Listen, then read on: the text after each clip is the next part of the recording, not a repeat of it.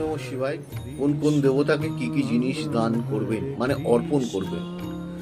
এখানে বলা হচ্ছে গণেশকে কখনোই আপনি তুলসী দেবেন না। গণেশকে আপনি দুর্বা অর্পণ করতে পারেন, দিতে পারেন। আর সূর্যদেবকে বেলপাতা দেয়া যায় না, লাল রঙের ফুল দেয়া যায়। মহাদেবকে বেলপাতা অর্পণ করতে পারেন, যেহেতু ওনার প্রিয় জিনিস। সঙ্গে ধুতরা ফুলও দিতে পারেন। আর মা দুর্গাকে আপনি অবশ্যই লাল ফুল নিবেদন করতে পারেন, গণেশকে হলুদ ফুলও নিবেদন করতে পারেন, মোদক দিতে পারেন। আর তুলসী তো কখনোই না।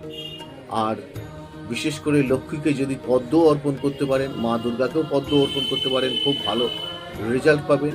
আর বজরংবলীকে আপনারা যদি 108টা লবঙ্গ দিয়ে মালা অর্পণ করতে পারেন মঙ্গলবার দিন, অনেক বিঘ্ন আপনার জীবন থেকে কেটে যাবে। অনুষ্ঠানগুলো দেখুন, লাইক শেয়ার সাবস্ক্রাইব করুন। সকলে ভালো থাকুন, ঈশ্বরের কাছে কামনা করি।